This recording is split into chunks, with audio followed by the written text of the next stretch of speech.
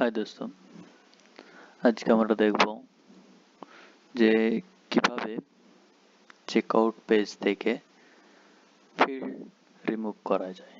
বর্তমানে যেটা আছে, যদি আমরা চেকআউট পেজে যাই,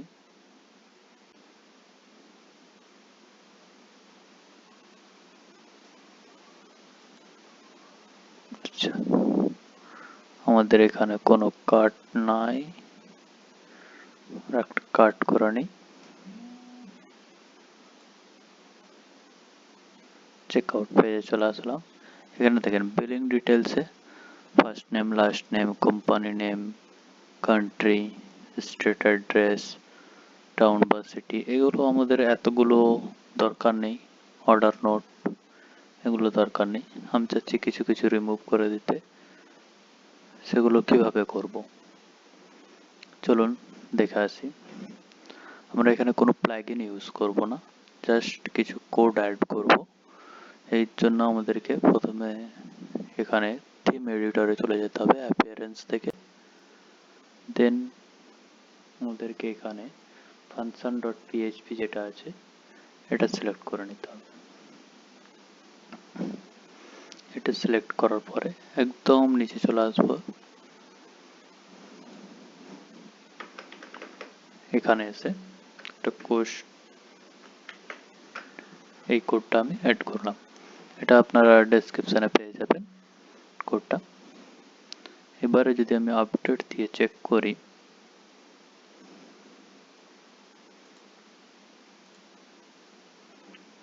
দেখেন এখানে খালি আমার জাস্ট কয়টা ফিল্ড আছে, বাকি সবগুলো চলে গেছে। এখানে আমি রাখবো শুধু এই অ্যাড্রেস, একটা অ্যাড্রেস থাকবে, এই ফিল্ডটা রাখবো।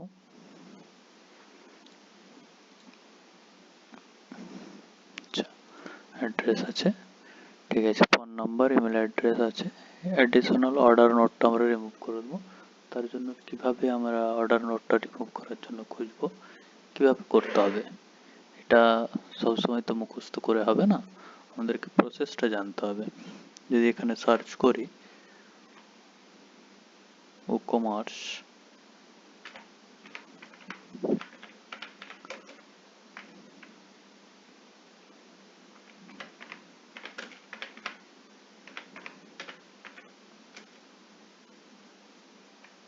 নোট, দেখেন এখানে অর্ডার নোট রিমুভ ই-কমার্সের একটা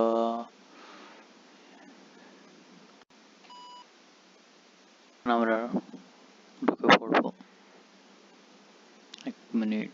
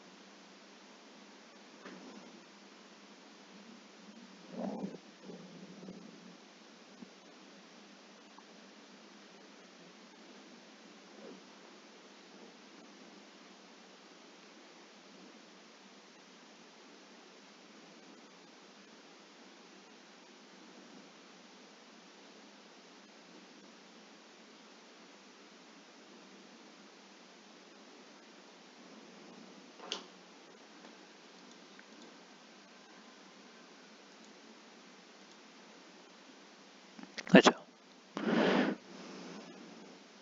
দেখেন এখানে আমরা যদি ঢুকি, এখানে একটা আমরা অপশন পাবো। দেখেন এখানে রিমুভের অপশনটা দিয়েছে, জাস্ট আমরা এই কোডটা কপি করব। এই কোডটা কপি করে আবার থিম এডিটরে গিয়ে একদম লাস্টে এটা পেস্ট করে দেবো। এবার আবার যদি আমি সেভ করে চেক করি, এখানে লিখবেন না, অর্ডার নোট নাই। এভাবে সেম প্রসেসে আপনারা যদি এইগুলো রিমুভ করতে চান করতে পারবেন। জাস্ট এই কোডটা আমি ডেসক্রিপশনে দিয়ে দেবো, ওখান থেকে পেয়ে যাবেন।